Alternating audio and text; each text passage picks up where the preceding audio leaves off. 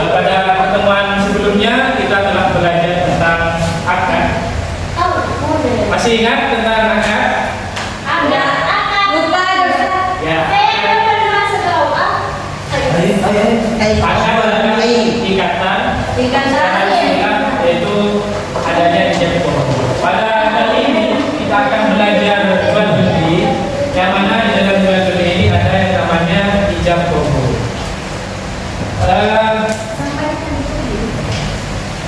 Sebelumnya kita sudah mengetahui bersama bahwa kita sehari-hari tidak lepas yang namanya jual beli.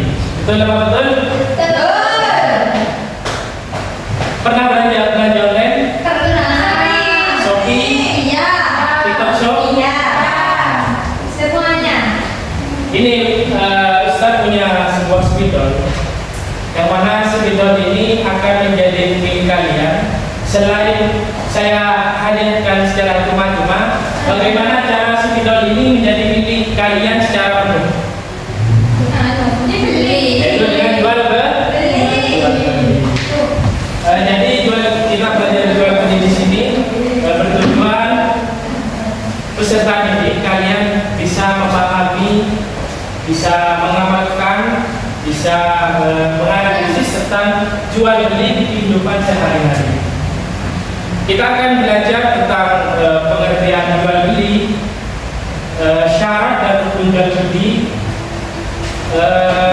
syarat dan rukun jual beli, manfaat dan hikmah jual beli, dan jual beli yang dilarang dalam Islam. Jual beli sendiri telah diatur dalam agama kita. Dasar dari jual beli sudah tertera di dalam Al-Quran, surat Al-Baqarah ayat 275. Ada yang hafal? Tidak. Jadi bunyinya Ahallallahu bai'a wa harrama riba. Jadi Allah menghalalkan jual beli dan mengharamkan riba. Oke, selanjutnya pengertian jual beli. Pengertian jual beli ada dua. Yang pertama secara bahasa, dan yang kedua secara istilah. Ada yang tahu? Jual beli secara bahasa yaitu berasal dari bahasa Arab yang berasal dari kata ba'a yaitu bai'an, yang berarti tukar menukar barang. Secara istilah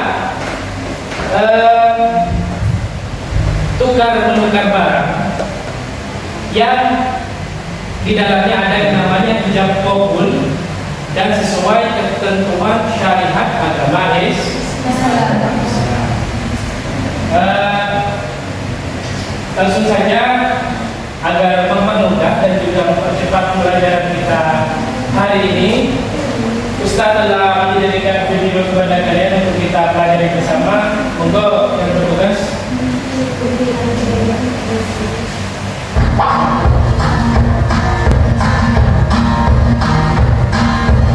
Pengertian dan dasar hukum jual beli.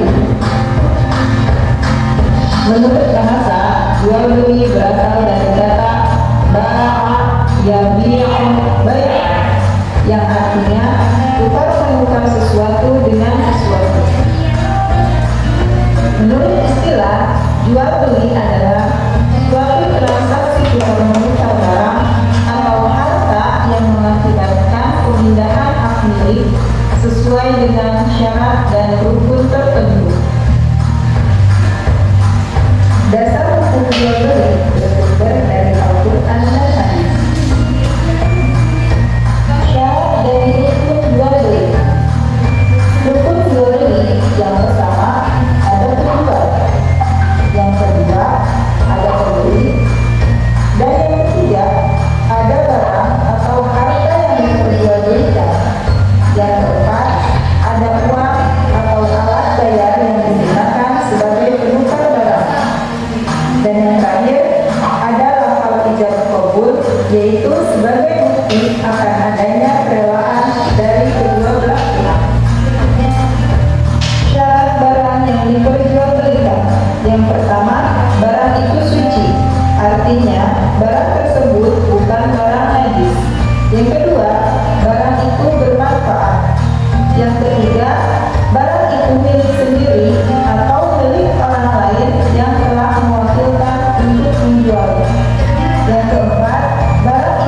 dapat diserah terimakan kepemilikannya. Dan yang terakhir, barang itu dapat diketahui jenis, ukuran, sifat, dan kadarnya. Syarat dari video itu tentang syarat dari syarat dan syarat barang yang diperjualbelikan. Yang pertama, barang itu suci, artinya bukan barang najis. Jadi di dalam jual beli tidak boleh memperjualbelikan barang yang najis. Bagaimana ketika kita jual beli buku, itu kan najis ya? Iya. Najis, tapi itu dimaksud karena apa namanya? Apa itu bermanfaat. Jadi selain tidak najis, itu harus bermanfaat. Jadi buku itu bermanfaat, makanya boleh Berikan. Dan barang itu milik sendiri, tidak milik orang lain yang telah mewakilkan untuk menjualnya. Jadi barangnya itu harus milik sendiri, bukan milik orang lain. Contohnya kalian pinjam HP temannya, lalu kalian jual, itu tidak loh. Nggak boleh.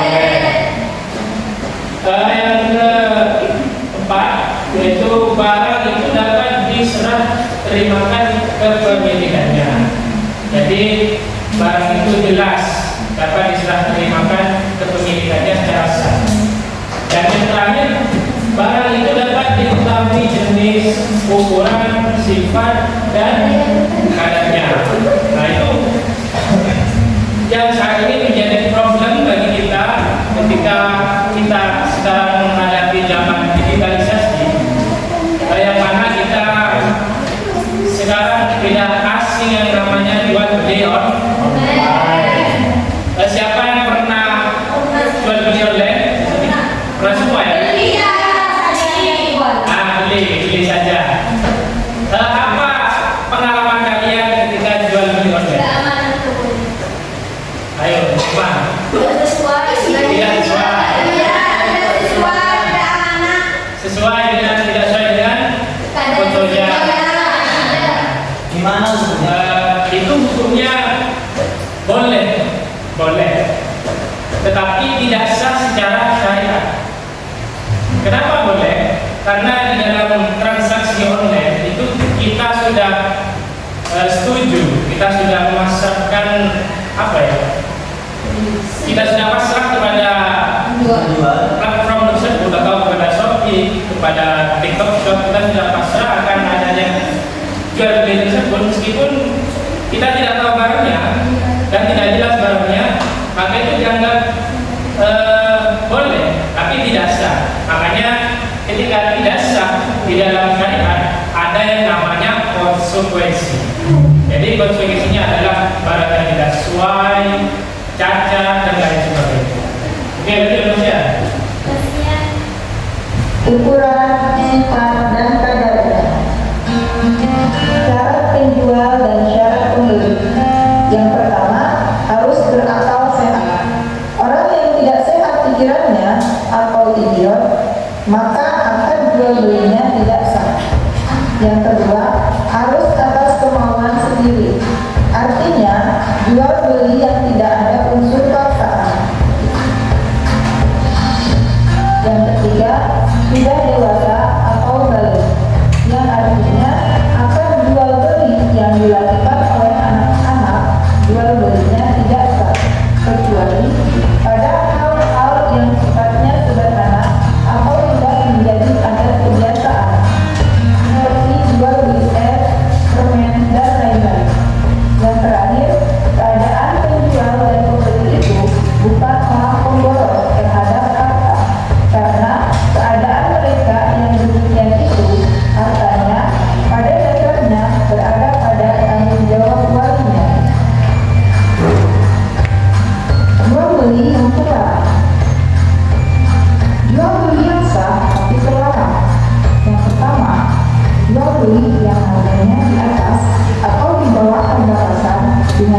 menghadap penjual sebelum tiba di pasar.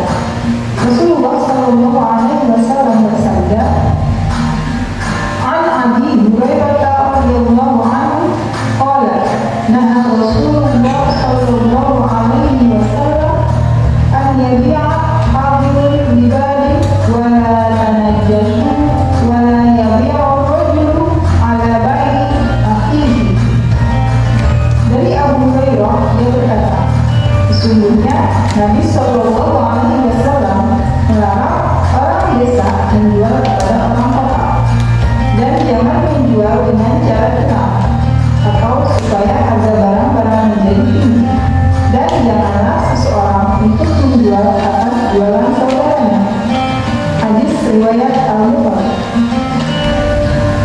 Yang kedua, membeli barang yang sudah dibeli atau dalam proses tawaran orang lain.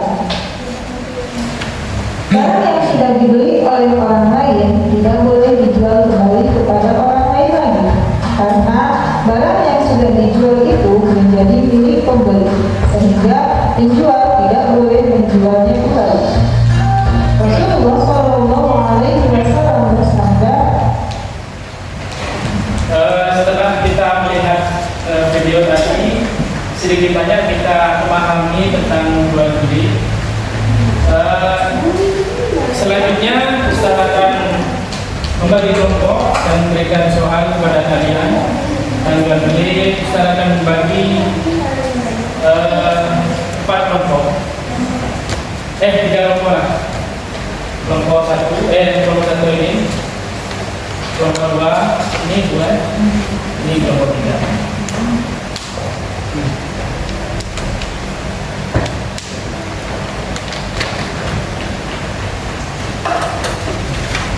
Untuk pertanyaan nomor 1,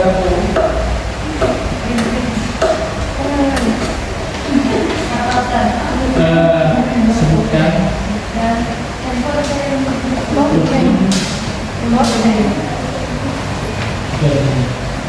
Sudah.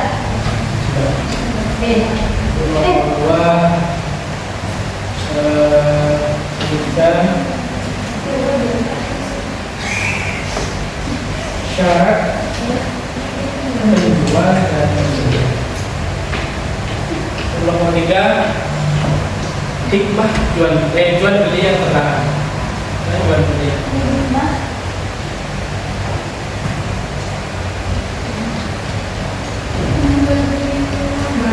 Jual beli. Ini waktunya 5 menit, mulai dari sekarang.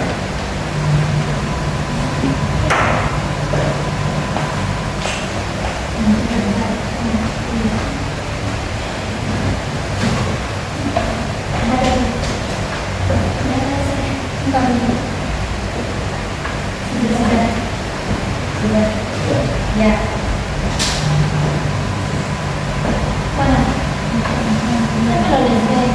Tinggal sini.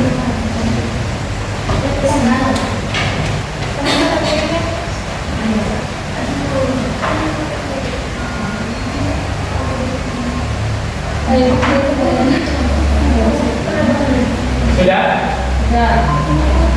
Selanjutnya setiap kelompok mempresentasikan hasil diskusinya masing-masing. Perwakilan satu kelompok maju ke depan. Jadi depan. Penjualnya. Maju ya, maju. Ya. Kelompok 1 Hidayah maju ke depan. Betul, kayak saya.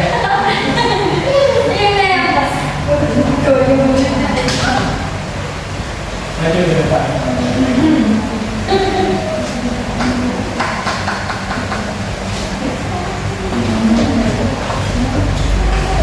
Baik, dengarkan jawaban dari kelompok 1. Sebutkan rukun jual beli. Rukun jual beli ini ada apa? Yang pertama, penjual dan pembeli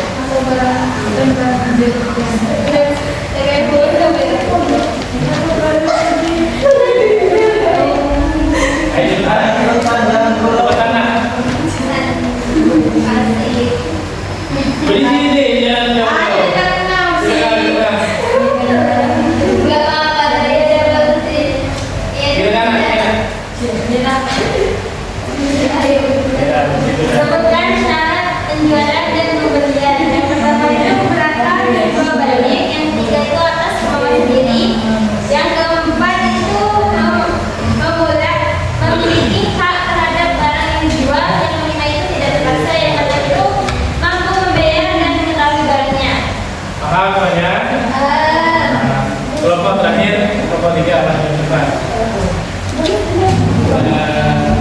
Amerika.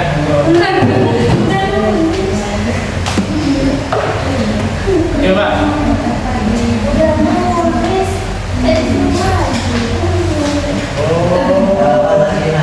Gak apa-apa, bentar.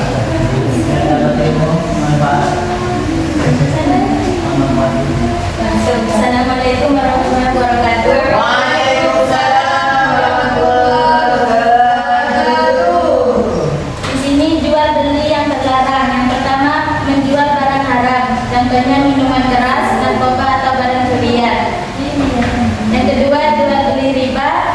Yang ketiga, penipuan dalam jual beli. Yang keempat, barang atau harga tidak jelas. Yang kelima, menjual barang curian.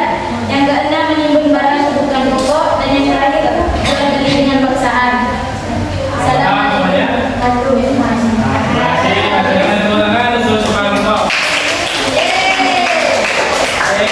Sudah kita pahami bersama tentang pengertian jual beli, syarat dan rukun jual beli, jual beli yang dilarang dan lain-lain. Sekarang bisa simpulkan di dalam jual beli kita harus jujur, amanah, dan juga saling menguntungkan antara penjual dan pembeli. Mungkin ada yang ditanyakan? Karena tidak ada pertanyaan, kita tutup. Monggo untuk kelas dipimpin doa.